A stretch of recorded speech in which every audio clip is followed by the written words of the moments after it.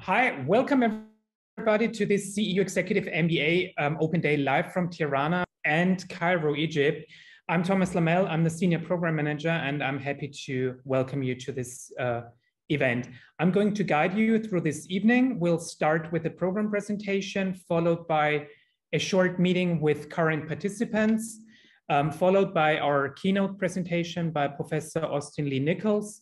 And in the end, you will have the chance for a Q&A session to ask us questions about the program or anything else that is related to this open day. Feel free to use the chat box in Zoom to shoot in questions that you might have. We'll collect them for the Q&A session at the end of this event. So let's get started. So the problem you're facing these days is the question, is an MBA still worth it? Because you don't have to go very far these days to encounter that we are witnessing fundamental transformations in the world in a century. Just about 12 years ago, 13 years ago, 14 years ago, in 2008, we've seen a big financial crisis. A couple of years ago, in 2015, we've seen a large refugee crisis. And even right now, we are amidst the biggest pandemic in over a century. And these changes are part of a much broader set of transformation that is taking place. And some of them are positive, of course, but some of them are pretty dangerous. And the key question is, how do you as business professionals prepare for this challenging and unpredictable environment? And the obvious question is an MBA the way to do it? And we have seen an explosion of online education, and I'll show you why we believe our MBA is still worth it. So if you're interested in further education, you usually start searching for an MBA in the city you live in. What you tend to find is mostly a pretty standard MBA curriculum. The faculty who are teaching, who are delivering the programs are pretty much local. There's no international faculty body. The number of international students is also relatively low. And some programs in Western Europe can be quite expensive, starting at 60,000 euro in Switzerland or in Germany, or even in regions like Albania, Serbia, there's programs at less cost, or here in Egypt, there's programs at 45,000 euro or dollars at American University of Cairo. So they can be quite expensive too. But a local program allows you not to leave your job. If you contrast that with the top business schools in the world, they often have a very differentiated curriculum, very mission-driven. They offer certain expertise, they offer a certain perspective on their curriculum. Because of their full-time format, actually, their student body is international, but you're leaving the labor market for more than 1 year, sometimes even 2 years, which is an additional financial burden in addition to your tuition. Programs in the US, in the UK are pretty expensive, starting at 100 or 120,000 euro or dollars, and you may have to move your family to the new MBA location as well. So what we do at CEU is to offer the best of two worlds. First of all, there is no work interruption, thanks to the practical and flexible modular format. I will talk about it later. The Executive MBA, our Executive MBA, is very much mission-driven. I will talk about the Executive MBA for the Open World Philosophy later in this presentation. We have an international student body because of the modularity of the program. Students from around the world can actually commute to the modules, to the residencies, and we are the second most international university according to the Times Higher Education. Participants can fly in, can fly out, which is a major advantage of the program. And speaking of tuition, our basic tuition is 29,000 euro, but people from countries where our need-based scholarship applies can actually join the program at tuition of only 15,000 of tuition. So it applies to people in Albania, for example, in the Western Balkans, or here in the MENA region or in Egypt. you can actually do an executive MBA at only 15,000 euro of tuition. And in addition to these need-based scholarships, we offer fellowships, for example, for business women from in the MENA region. Just to give you an example of our international faculty that is going to teach you in our program, feel free to meet Mark Kaufman for economics, an expert in applied theory with a PhD from Harvard. Or if you're new to finance, Joy is a uniquely gifted educator. Generation after generation of our students tell us how she's just unique in explaining very complex financial concepts in a very simple linguistic, so everybody would understand the content. Or the course on big data and artificial intelligence will be taught by Miklos Koren, one of the leading scholars in the field in Europe with a Harvard PhD. Another expert on the future of work, on automation, artificial intelligence and robotics is Professor Sofia Barani with a PhD from London School of Economics. Another expert in his field is our faculty director, Maciej Kiszlowski, who is present tonight on Zoom and who will engage with you later. And with a GSD degree from Yale, an MBA from INSEAD, and an MPA from Princeton. He's an expert on regulation and non-market strategy. Or Professor Aisu Senius with a PhD from Florida. She will talk about, she's an expert on marketing and emotional marketing in general. If you're already experienced in finance, you'll be placed in the advanced track course with Adam Savadovsky, with Professor Adam Savadovsky, a leading expert on complex investments with a PhD from Princeton. And last but not least, for strategy, you'll have Professor Yusuf Akbar, who has taught in more than 40 countries and advises leading Fortune 500 companies. In addition to that, we offer some visiting faculty from the best universities in the world. As you can see, we offer, all of our faculty members come from the best American universities like Harvard, Stanford, Columbia, MIT, etc. And some examples of our visiting faculty: Professor Christian Zelos, an expert on innovation from Stanford University, or Professor Miklos Savary, an expert on digital marketing from Columbia University, Professor Omar Hernandez, an expert on operations management, and professor at Berkeley Business School in the US, Professor Hui Chen, coming from the University of Zurich, and Professor Paula Caproni from the University of Michigan. Those are the visiting faculty that are going to teach you in the modules. Speaking of the modules, here is what the program looks like. It's a 10-module program. The dates you can see on the screen right now are not going to change. So you can basically plan your studying around professional and family activities based on these dates. As you can see in the first row, we have 3 modules in the first year, in 2022, 4 in the second year, and 3 in the third year, which gives you full flexibility and a balance in your life. You might have noticed that we are piggybacking around popular European holidays like May 1st, August 15th, and November 1st, when it's easier for you to take time off your job and combine the residency with the long weekend in Vienna or Budapest.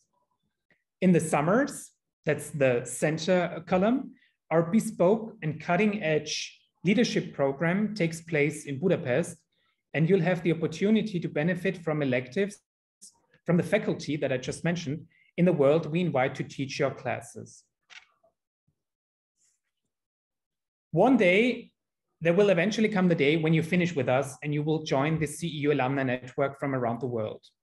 As I already said, CEU is the second most international university in the world, and you can rely on an active elite network on every continent.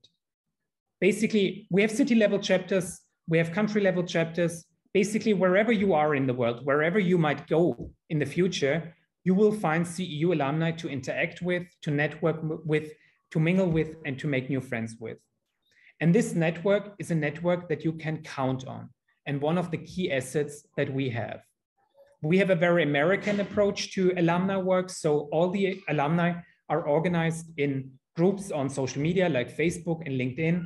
And it's very easy for you to reach out to them if you want to, if you're looking for a contact in a certain industry, if you're looking for a person in a specific city, it's our alumni relations department and our social media groups will help you interact with our alumni. So the question is, how are we even able to offer such a high quality program at only 15,000 euro of tuition? The answer lies in our founder and benefactor, George Soros, who created CEU with the mission to promote open society. Just recently, George Soros made a further contribution to CEU's mission by offering another billion with a B, an endowment to create the Open Society University Network around the world, which means we are the best endowed university in the world. So what does the Executive MBA for the open world mean? What does make CEU unique? First of all, when we talk about open world, we mean skepticism towards dogmas, towards hierarchies and privileges, both in context of how we teach, but also in composition of the cohort. Because diversity is key to creating a successful program. For us, diversity is not just an empty marketing catchphrase, it's our DNA. Secondly, we believe in debate and radical rational thinking. Every idea can be challenged. And we believe in facts and arguments rather than narratives and fake news. Because it's narratives and fake news that create polarization in our societies these days. And we believe the best way to challenge this narrative-based discourse is to make arguments based on facts and realities, which is the hallmark of Karl Popper's definition of open societies. We are fundamentally opposed to all kinds of discrimination, and we actively promote diversity within our program. The way we finance the scholarship means we create opportunities for people who traditionally have not been able to actually join executive MBA programs like this one. And one of our assets is that we see managers not just as people who deal with businesses and resources, but we also believe that managers go beyond that. They are positive change agents. Whatever their profession is, wherever they are coming from, whatever their background is, they are positive change agents. So what does the CEU Executive MBA classroom look like? As you can see from the background image, currently we have 65 managers with an average of 14 years of work experience, including a minimum of 3 years of leadership experience. And as you can see from the background image, we use state-of-the-art classroom technology and setups in order to encourage and facilitate lively discussion and interaction in class. We make use of case-based learning rather than traditional lectures that you would find in local MBA programs. Because we want to take you, experts in your specific field, from the level of functional expertise to the strategic level. So how do we offer such high quality online experience? First of all, every participant can choose to join online. We encourage everybody to join us on site during the modules, but we do understand that sometimes traveling is just inconvenient or just not possible, or if there's a lockdown or a shutdown or travel restrictions, you might want to opt in for the online participation, which is no problem for us. We have invested in studio-grade microphones capturing lecturer and all participants. Because the learning experience it's not just a one-way street from the lecturer to the student, but also among the fellows, among the students, and from the student to the teacher as well. We have invested in large screen and high quality cameras to capture all the online debate and debate in class. And we have created physical virtual breakout rooms for support teams. These are just an example of one of our current cohorts of the support teams. As you can see, those support teams have a color code, so you know which team the fellows belong to. They show the names, so it's easier for you if you're joining online, who's talking and who's engaging in debate. And another thing I've mentioned already with regard to diversity, how important it is for us.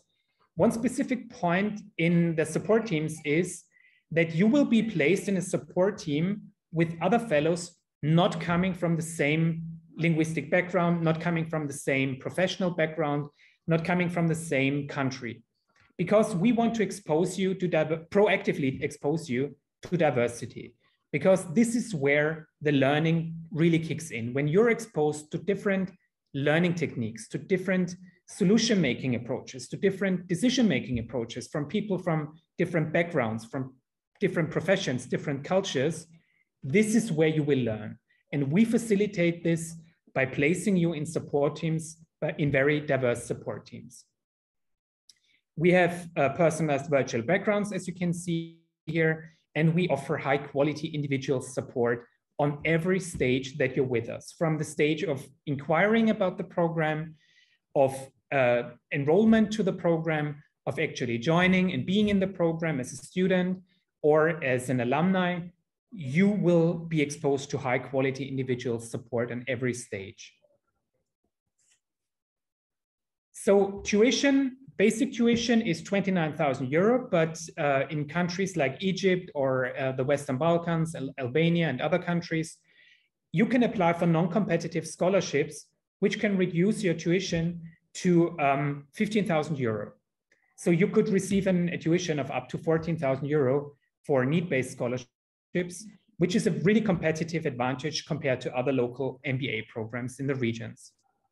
As I already mentioned, you can join online or on site if you want to, if traveling is inconvenient.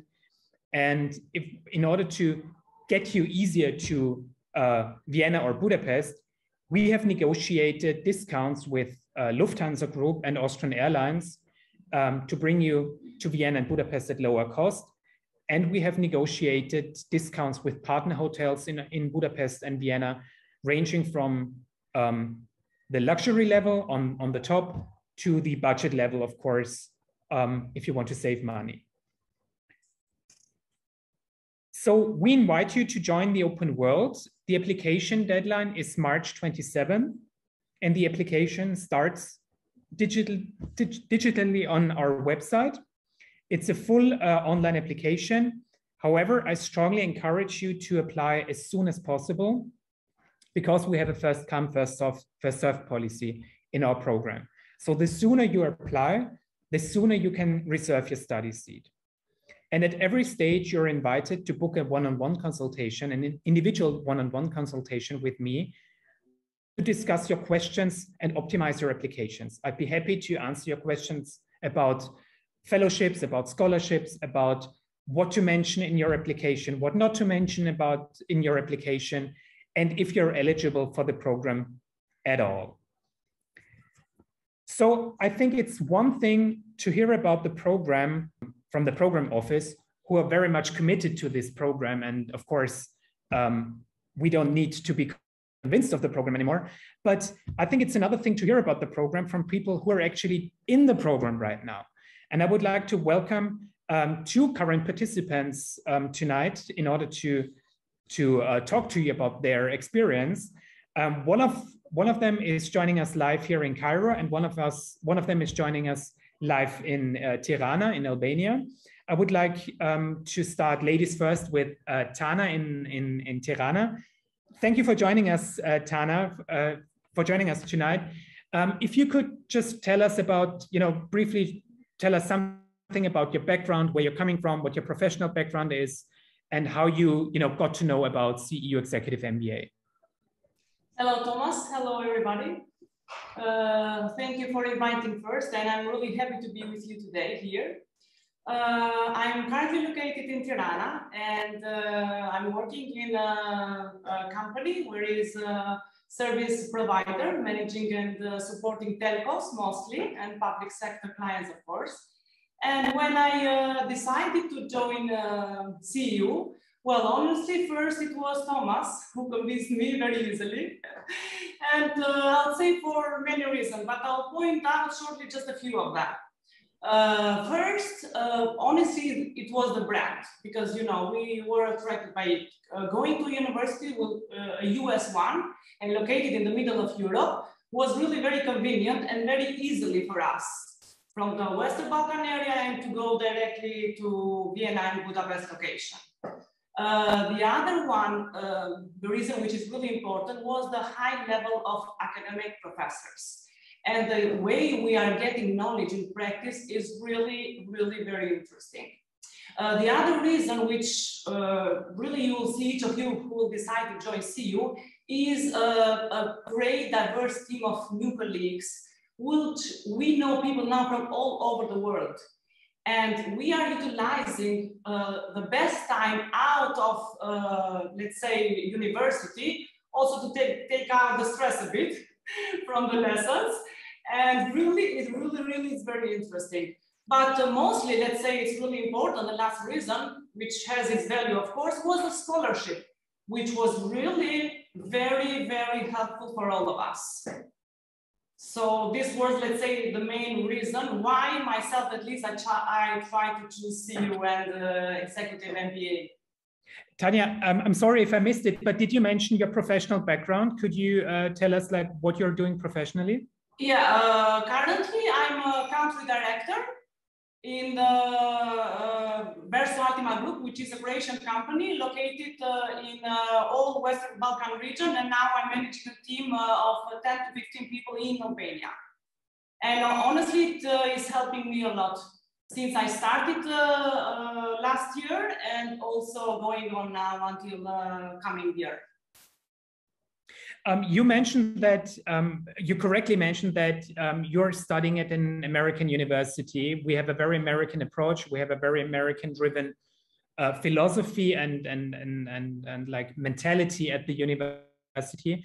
Just to be clear, we're accredited in the US and in Austria, which means you have a US and EU accreditation, yes, and which translates to a double degree. So your degree is valid in both, let's call it cultures, in both worlds, exactly, in the US and the EU, which is a major advantage if you're moving on to the international level, because most people, most managers are not dealing solely with EU or solely dealing with the US. They are working, they are operating on an international level. And this double degree, of course, helps you, yes, interact on the global level. And this was only one of the other reasons, sure, because I have honestly tested myself in this Western Balkan region, and the other reason was to see a wider international environment and be ready also for this market as well. Right, and you also mentioned the diversity. Just to be clear, when we talk about diversity, we're not talking only about diversity when it comes to nationalities and cultures. Of course, we're the second most international university. We do have lots of nationalities and cultures in the program, but that's not all we're talking about. We're talking about people coming from very various backgrounds, like the corporate world, of course, but also the public sector, NGOs, civil rights movements, entrepreneurship, and even arts and culture. So it does not only apply to, and even the age range is an advantage of our diversity. And of course, the gender ratio, which is pretty high in our program. It's almost 50-50 gender equality. So diversity not only means nationalities for us. Is there anything else you would like to mention with regard to the academic quality in class? I mean, you've done a couple of modules already. Would you like to mention something about that? Yeah, as I mentioned before, the lessons and all the knowledges we are gaining, it is really added value.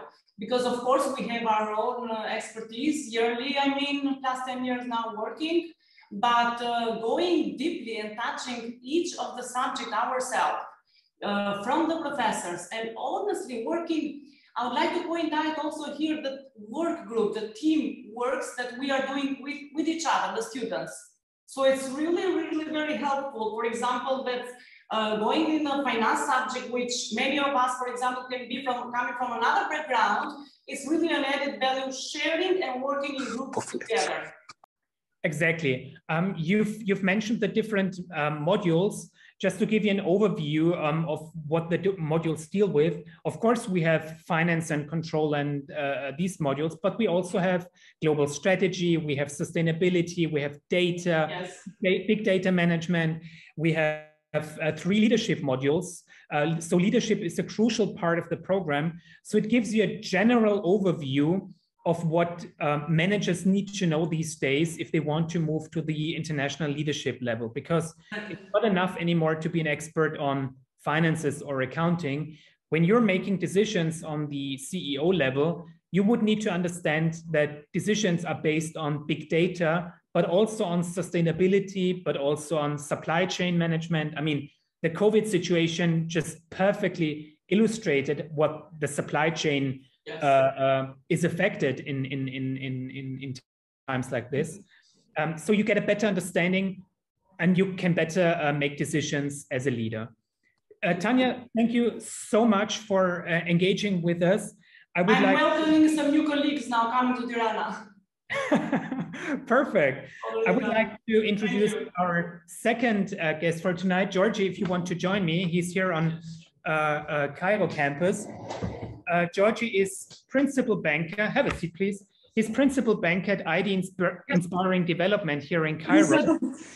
And Georgie, if you could tell us something about your background, what led you to Cairo and where you're from? And thank you for introduction, and hello everyone.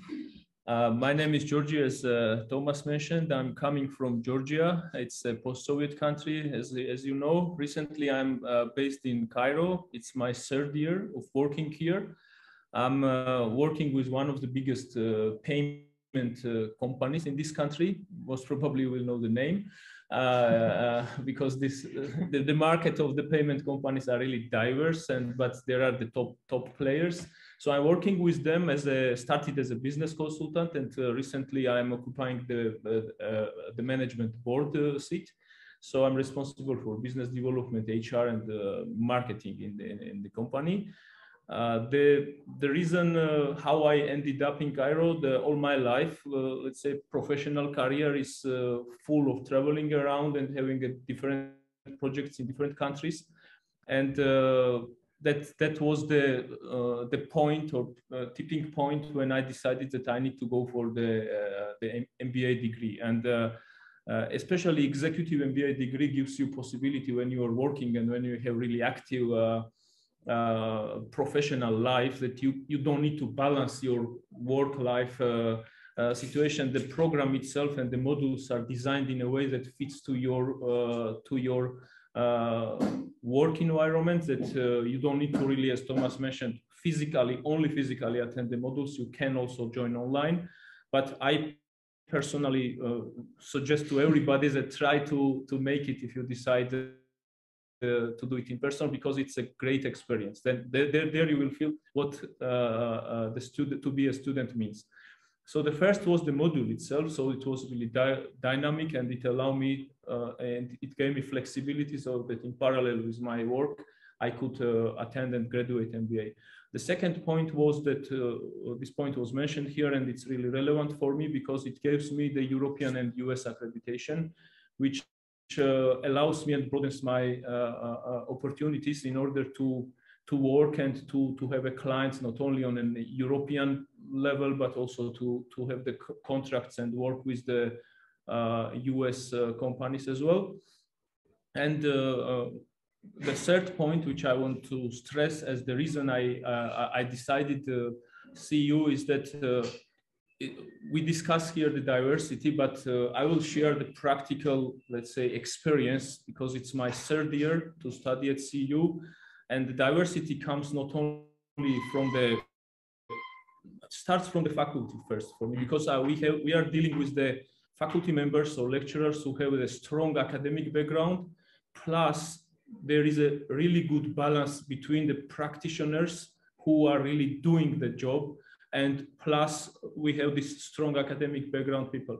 Me personally, what I was really missing and looking forward from the academic knowledge is that I'm a practitioner person, and I want to really standardize and make all my practical knowledge supported by the academic way of thinking and more strategic way of thinking. And that was the third point which really made me to go for CEU. And as I mentioned, it's my third year, and I'm really enjoying, particularly the last year when the COVID was not really the challenge for us, and I managed to make a couple of modules in person, which was really pleasant. Both cities, Vienna and Budapest, are really cool to study and to stay at, and the people around are really welcoming and supportive. From day one, when I decided to apply to the program, Thomas and Dakos was really very supportive. So even so the whole process went online for me, I did not have any questions or any issues how to do this, how to apply for the program, what are the documentation. So all this administration job was done pretty cool and pretty easy. So I think you mentioned very good points, like the academic quality of our faculty. I mean, I already showed you. I mean, that's proven. I think the more logistical, more practical argument is the balance that you mentioned.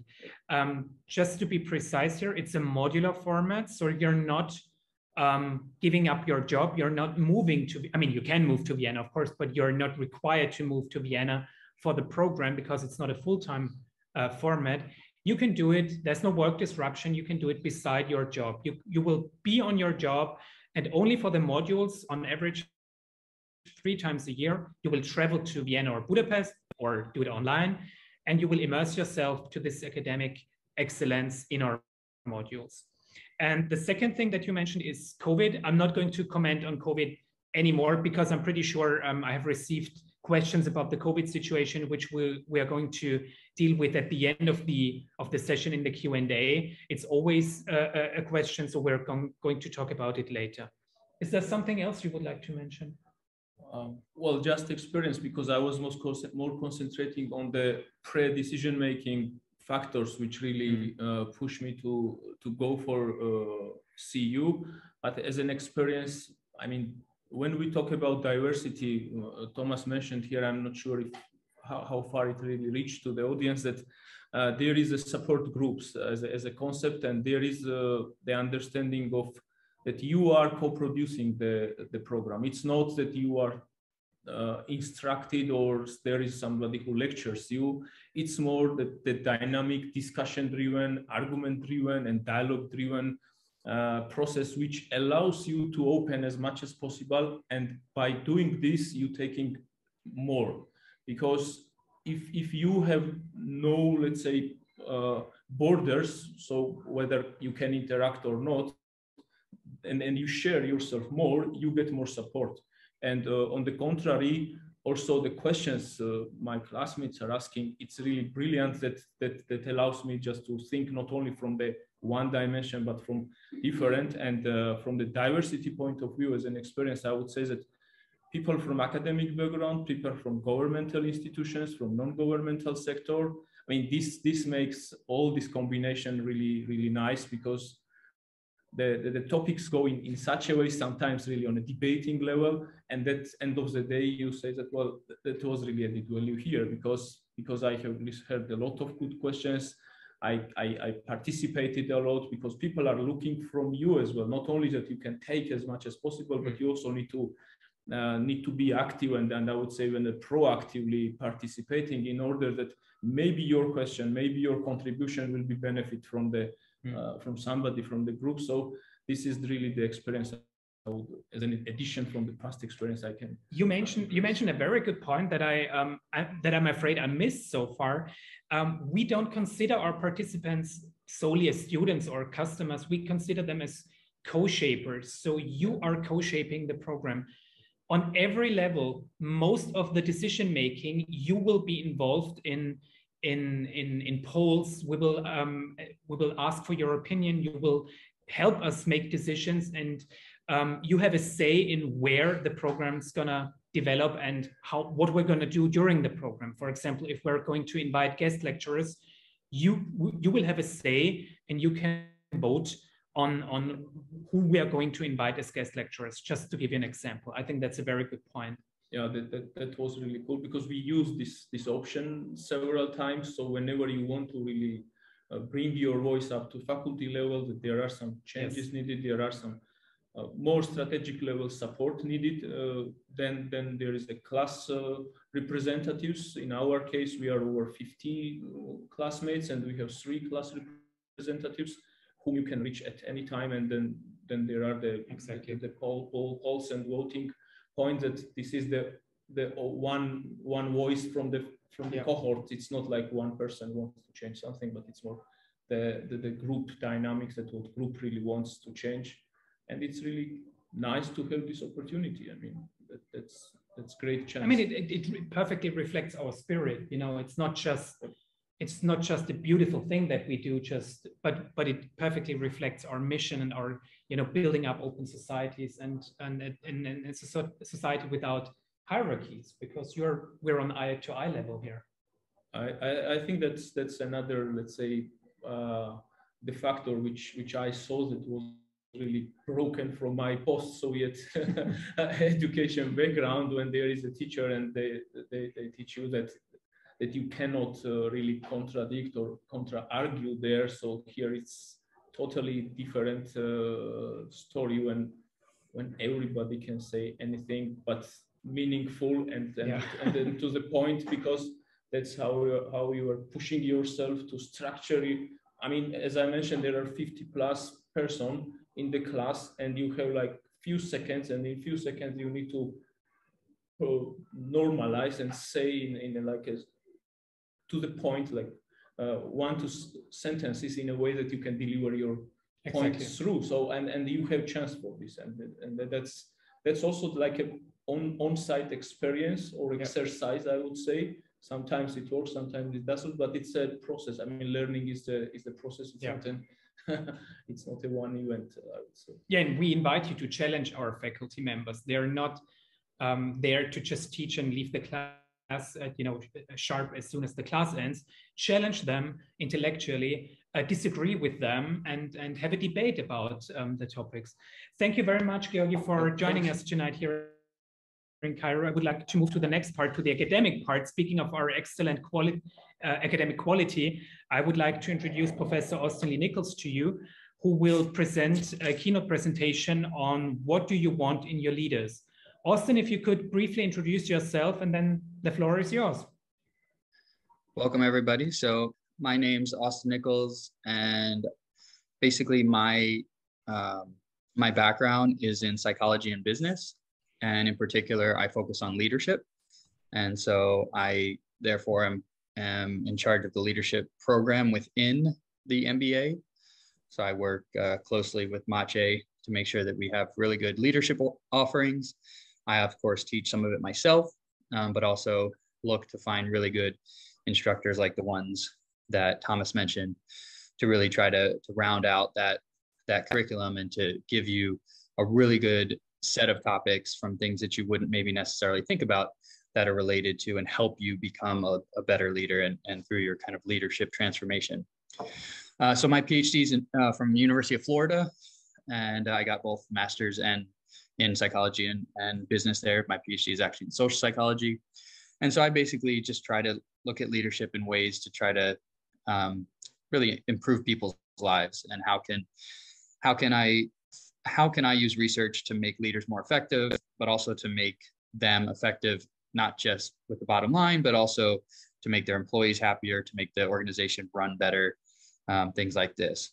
So I've done this for over a decade, publishing in different places to try to really get out that word. Of course, I then take that research into the classroom and try to talk about it and discuss it in a way that's applicable for the fellows in the MBA program.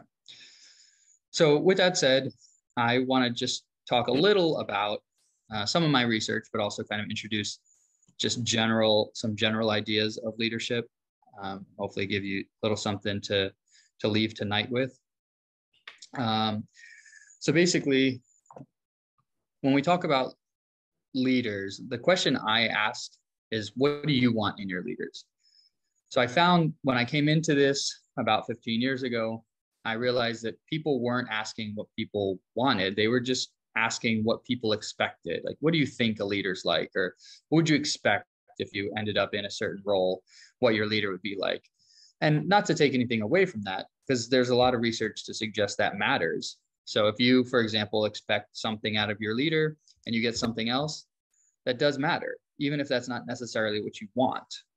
But I thought a much simpler and maybe more effective question could be just, what is it that you want in your leaders?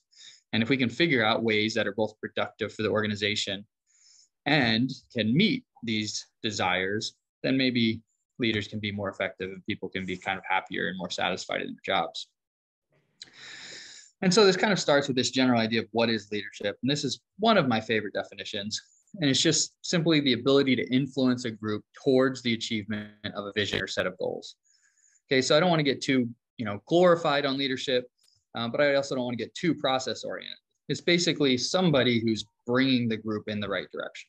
Okay, that's what leadership is, and takes many different forms. There are many ways to be a good leader, but that's kind of the guiding principle there.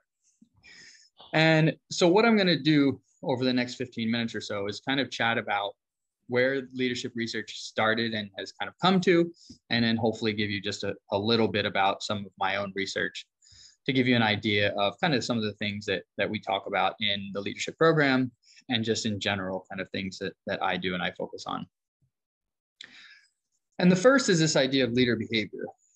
The gist of this is that from the very beginning, over 100 years ago, people said, well, what is it that makes a good leader? And the question was, okay, well, what is it that they do? And both Ohio State, who gets kind of more of the credit, but also University of Michigan, they did almost exactly the same study, looking at leaders all over and trying to figure out what behaviors they actually did. And what they found, interestingly, both Michigan and Ohio State, despite being very big rivals of each other, they actually came to similar conclusions. And that is that behaviors are either focused on the task or focused on relationships or the person. So that was helpful, and really brought us into then ultimately this idea of leader style. And a lot of people talk about this, leader styles. So what kind of style of leadership does someone portray? One of the most popular ones and talked about ones is transformational leadership. It's too much for today, but I will say this is starting to little by little fall out of favor for some of the other ones I'll talk about. But the idea is good. And it's that we, as leaders, can be transformational by really getting people motivated, by inspiring them, by stimulating them intellectually, by considering each one of them and what it is that they need specifically, and influencing them through our ideals. Okay. And the more we do that over just simply give and take, so I pay you every week and you produce this many units. Okay. The more we can do that, the better we can be as leaders. That's the general idea here of transformational leadership. But as I said, there's several styles that have come after that that are potentially more promising. Authentic leadership. Authentic leaders basically know who they are and act on those beliefs. You've got ethical leaderships. This is kind of like authentic leadership, but more focused on the ethical nature. So authentic leaders can just be horrible people and say, hey, that's who I am. I'm going to act like it in theory. But ethical leaders really go a step further and focus on doing things that they believe is ethical. Okay, obviously, this is very culturally bound. And our attendance right now, I think, speaks to that. What is ethical is a debate on its own, but that's one pretty new and popular form of leadership. And then there's servant leadership. And this is really the one that's gaining the most traction right now. And that's that leaders are going beyond their self-interest. A servant leader says, okay, what is it my followers need? What is it that I can do to help my employees grow and help them develop and help them meet their goals and get to where they want to get to? And so that's the kind of the newest and most groundbreaking style of leadership, servant leadership. But again, we can think about leaders' personality as well. It's not just what they do, but it's also who they are. And so a lot of research focuses on leader personality, tries to figure out, are there certain personality characteristics that determine who's successful and who's not, who's liked and who's not. Often these revolve around the 5-factor model of personality. Without going into this, kind of to see it's extroversion, openness to experience, agreeableness, emotional stability, and conscientiousness. It's this model that basically suggests that all of someone's personality can be broken down in 5 factors. And it looks at these 5 factors to see what is it that leaders generally have, what kind of personality do they generally exhibit. And kind of the big take-home message tends to be that successful leaders like to be around people, that is, they're extroverted, they assert themselves, they're disciplined and able to keep commitments, so they're conscientious, and they're often quite creative and flexible. So they're very open-minded people. Openness to experience is very high in a lot of successful leaders. And so really what this brings us to then is what I'm going to spend the last bit of this time on, which is what I've been focusing on for the last decade or so, and this question of what do people want in leaders. And so as I mentioned, a lot of earlier research focused on what is it that people think a leader will be like or expect of a leader. And that's what we call implicit leadership theories. The idea is it's implicit inside of us. Okay, we kind of have these expectations, even though we might not think about them or talk about them. And we can do that by asking people, what do you think is typical or characteristic in a leader? What's your leader prototype? Even some of this research uses response times to see how quickly people suggest that certain traits are associated with leadership. And again, all that is great. The research suggests that's very effective and predicts leadership success. But I wanted to ask the question, is there more? Is it actually what people want in leaders that is potentially more important, or at least as important as what it is people expect? And so focusing more on what's ideal and desirable and having people prioritize what they want rather than kind of cognitive response times and schemas and these kinds of things. So I asked 3 basic research questions in just a couple studies I'm going to briefly discuss here. 1 is, what traits do people desire in all leaders? 2 is, how does trait desirability differ across leader roles? And then 3 is, trait desirability predictive of important organizational outcomes? And so the first idea there is that if this matters, it is important to understand if it's different for different leaders in different roles. Okay, and this goes to this idea of contingency theories. Without really talking about them much, you can kind of see this graph. It shows that what kind of leader you need or what their behavior looks like depends on the situation. Okay, this is a very complicated graph, but that's the simple take home of it. We also know that, for example, leader skills, depending on where you are in the hierarchy, depends on kind of what skills might be more used or more important for you. And so based off of this, I wanted to look at leadership level and see if there was a difference in this trait desirability. So low-level leaders, I figured because they have more contact with followers, interpersonal traits would be more desirable. High-level leaders have less contact, so maybe interpersonal traits aren't as important. So people want more kind of dominant and decision-making related traits. So what I did is in 2 studies, one very kind of quick, small study with some undergraduates. I said, okay, these people have very little leadership experience. I want to know, before you even get into the workplace, what is it that you want in a leader? Just, what does your ideal look like before you get kind of tainted or otherwise influenced by your experience? So they reported the desirability of 15 different traits for 12 different leaders of 2 levels. So you can see here, basically, I took 6 different domains. So we've got the military, we've got sports, we've got politics, we have education, we have a social group, and then we also have your traditional business environment. And I took more or less the highest and lowest leader from each of those domains. And I did the big 5, like we just talked about. So they rated each of these 5, how desirable they were. Then interpersonal traits, those included compassion, cooperativeness, supportiveness, trustingness, and trustworthiness. Dominance-related traits, okay, of ambition, assertiveness, confidence, and courage, and an intelligence, which it's not a personality trait, but it's a trait, and it's been very, very well researched in the leadership literature. And so intelligence was also included. So basically, we took those 15, we asked people to rate how important each one was for their ideal leader of those different types, those different roles we talked about.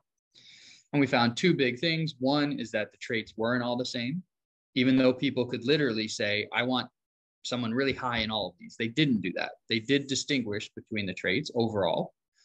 And in particular, they suggested to us that trustworthiness and intelligence were really important. So they really wanted leaders, regardless of the role, that were trustworthy and that were intelligent. In addition to that, we found that there was a big difference between low and high level leaders as far as which traits people desired. And here are just a few examples. So you can see here, this basically suggests that ambition, assertiveness, and courage were all desired more in high level leaders than in low level leaders. So fairly consistent with what we expected. And in general, people did differ their desirability based off of the role and of the traits used. So we then went a step further to study 2, and then really wanted to understand the importance of this and how this compares to the research that was already out there. So we took a little over 100 employees from around the world, and we basically asked them, tell us, based off these traits, how this first, how this represents your current supervisor. Second, how this represents what you think the typical person in that role is like. And third, tell us what you would want someone in that role to be like. Okay, so we asked them these 3 things about that same role, the role of their supervisor. And basically what this shows is that we found that the difference between what people wanted and what their actual supervisor was like predicted their job satisfaction, their interactions and their relationships with their leaders. That's essentially what LMX is, and their commitment to the organization. And that was even beyond what they expected. So what the difference between basically having someone that is like what you wanted them to be is more important than someone who's really meeting the expectations of what you came in expecting that person to be like. And so basically the takeaway is that we seem to see this core. Through other studies, we find ambition also looks to be important across leaders. But otherwise, it really depends on the role. So the take-home message would be, we generally want to find leaders that are ambitious. They want to be a leader. They're intelligent. They know what they're doing. And they're trustworthy. So people feel like they can actually trust them and rely on them. But beyond that, we really need to be looking at the role of the leader and understanding how the group that people are leading, how their desirability differs in that role, and to try to, as much as possible within kind of practical limitations, to meet those desires and to find a leader that is consistent with what people want their leader to be. Yeah, and so I'm going to continue looking at this in the future and kind of combining this with different ways of looking and answering those same questions. So thank you for your attention, and I'll be happy to field any questions. Thanks so much, Austin. You see, I mean, that's the beauty of my job, that I can interact with amazing colleagues like Austin, but it can be also part of your experience. I have a question from the audience. I am an introvert. Can I still be a successful leader? Austin, what do you think? Yeah, it's a great question. And I think it speaks to a larger part of, I would say, my message throughout the research, which is that your personality itself doesn't dictate whether you can be an effective leader or not. I think your personality facilitates how effective you can be in certain situations and with certain people, but also being a leader is about being flexible and being able to adapt to your environment, adapt to the people you're leading. So I think one of, to me, the easiest examples is in times of change and kind of chaos, certain leaders do an amazing job, and they literally make a career out of like bouncing around organizations in these times of chaos. But as soon as things calm down, they're not very effective. Like that's not their style, their thing.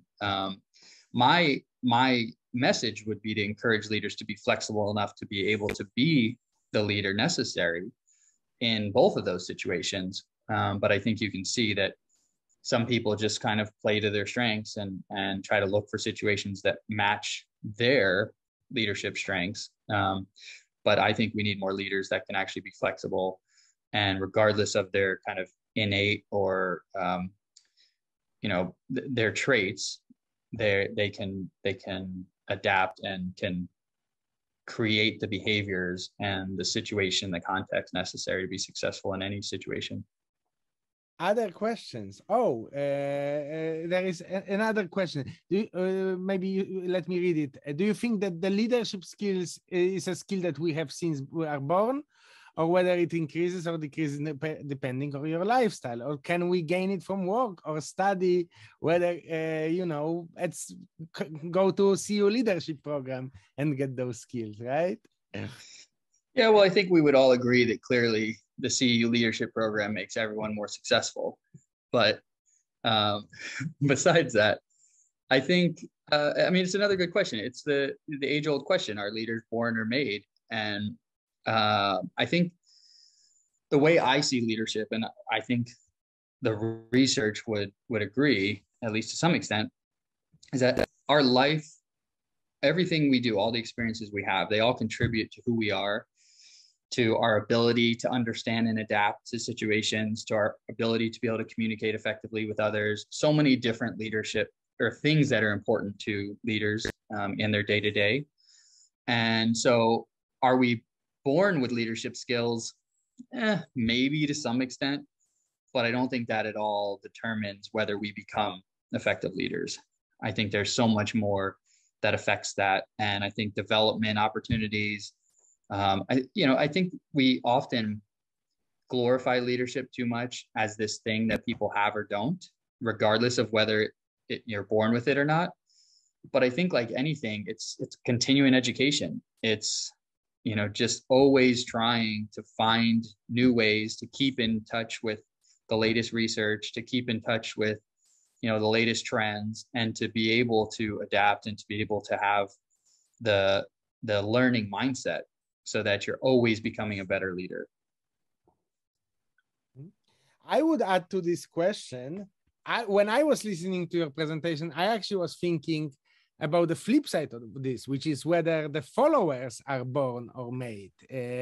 And what I mean by that is, if we are, your research suggests that there are things that people want in leaders, yes, but like, what does it even mean? Yes, do they really want it? Like, is it like natural thing, or is it the society that tells them to want certain things in leaders? Yes, if leadership is influencing others, what is it that makes you be influenced? Yes, I mean, like, are we simply reproducing what the culture teaches us, whom we should be influenced by, or are there some more, stable, just natural inclinations of, I don't know, apes?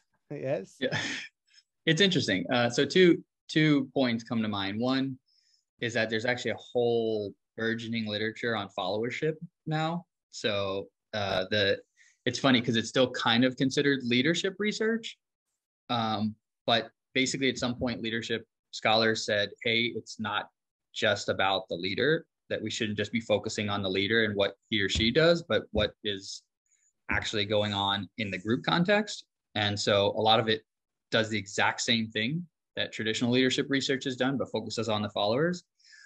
And so part of that is, what do leaders expect in their followers and these kinds of things? And that's potentially a place I might go in the future, is what do leaders desire in their followers?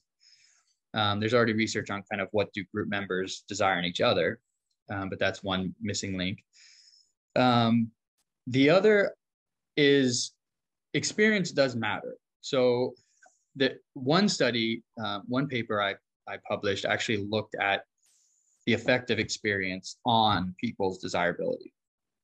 And so we did find that there was actually an effect of the amount of leadership experience people had on what traits they were desiring. So there's definitely, this is not a static thing. And I think that's why if a company was asking me, okay, how do I use this? My simplest answer would be figure out what the desires of that actual group is that you're hiring a leader for. Okay. Forget about, the norms or kind of what maybe happens in one domain or another. It's about what those specific team members want in a leader, and then trying to match that without going to the extreme. I would never say like, oh yeah, as long as you just give the team what they want, everything's going to be great. No, that's clearly not the case. But I think it's an important variable that often goes neglected, is giving people the person that they kind of are looking for and might work best with. And then you can consider, the million other variables that are part of that selection process. Well, I would like to give everybody the recommendation, everybody who's interested in discussion like this, please apply for the CEU Executive MBA and engage with you personally on site in Vienna or Budapest. I mean, that's the easiest way, because this is just a 20-minute a brief show of what we can deliver, but I mean, there's way more that you could deliver in the module, and way more engagement and way more, insight that you could deliver. Thank you very much, Austin. I'm afraid in view of the time, we need to get to the Q&A session. I've collected questions from the audience from personal messages.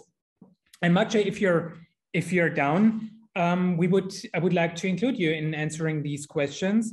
The first question is basically an academic question. Is there a thesis, and how is the assessment being done? Are there any exams, etc.? Yeah, good question. So let's start from the second part. There are some exams. However, it's not like an exam when you sit in class and write an exam. We don't do that at all. When you come to the module, every minute is like planned, to the last minute. It's a very precious time for everybody. From Vancouver to Vladivostok, we have people coming in, and this is to exchange ideas, to have discussions like you have had a taste of, not to sit in a class and write an exam. When we have exams, and it's a minority of classes early in the program, we give you maybe 10 days where you can basically take the exam online at the time of your convenience. The only condition is once you start, you need to finish it in one go, but otherwise it's up to you when you do it. Most classes have projects, team projects. You mentioned very eloquently, Thomas, the support teams, how they function. So you do a lot of projects there. There is a lot of peer assessment. Yes, this is because we mean it. When we say you are a co-producer, it's just not like a marketing slogan. So like you, a big chunk of your grade is going to be depending on how your classmates and teammates, even in a team, see your work. Yes, and that's in itself an interesting experience. Yes, and a learning experience.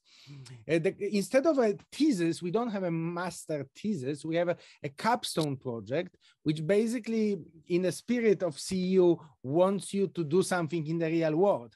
And we basically have two things that we ask you to do to get your thesis. First of all, analyze something. We call it a strategic analysis project. So take learnings from your program and apply them to some real life organizational or business situation. And the other one, more connected with what Austin was describing, is the leadership project, where we want you to do something in the world and report to us. And once you do those two things, analyze something and do something, change something, if large or small, then you will earn your CEU Executive MBA thesis. Thank you very much. I have received the question, what does the application process look like? What are the application requirements? And if you allow, Maciej, I would like to take this question. Let's start with the application requirements. We are looking for candidates with at least 8 years of work experience, of which 3 years are of managerial or some kind of leadership experience. We require university diploma in any kind of field of study. So from sports management to culture to business, anything is fine. And we require proof of English. If your degree was fully taught in English, you're exempt from the proof of English, of course. If you're a native speaker, you're exempt from the proof of English, of course. And we require some documents from you, like the CV, a motivation letter that tells us something about your motivation, but also tells us something about your strengths and your weaknesses and how you would benefit from the executive MBA and how others would benefit from your participation in the executive MBA. It's something most people forget in writing motivation letters. They always tell us, how they would benefit from the program. We are interested in how other people would benefit from your participation. So that's basically the formal criteria. It's straightforward. It can be easily checked on our website. So let's talk about the application process. If you're interested in applying for the executive MBA, I think the best way is to start with a one-on-one consultation with me, because I'm able to optimize your application and give you some, advice on it before you submit it. If you don't need that advice, feel free to apply through our website. And the application process starts online on our website. You will be asked to create a profile and to upload the documents. I will, once you have submitted and completed your application, I will check it for completeness and correctness. And assuming that you meet all the formal criteria, you will be invited for an interview with one of our faculty members. The interesting part, and that is in spirit of transparency, is that the criteria and the questionnaire that is being used in the interview is transparent on our website. So you can right now go to our website and basically pretend to be in an interview with one of our faculty members and see what are we going to ask you? What is what we are focusing on? Where identify yourself, identify your strengths and your weaknesses, and prepare for this interview.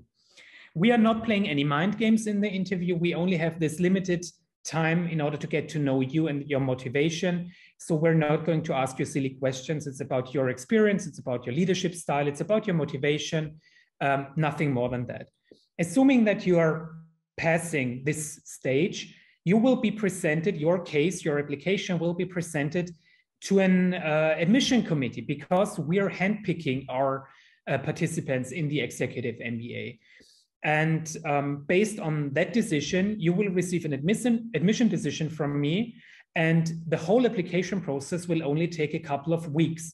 So we're not going to waste your time for weeks and months until you get an admission decision. So assuming that you applied today, we're trying our best to process the application in only a couple of very few weeks until you get an admission decision. I already, in my conversation with Georgia, I already mentioned COVID. Maciej, it's the elephant in the room, especially in continental Europe, where we're just facing the first Omicron wave. We're about to face the first Omicron wave. The elephant in the room is, how are we dealing with Corona? How are we dealing with COVID during the modules, before the modules? Did we adjust our curriculum? What about testing? If you could elaborate on that, please.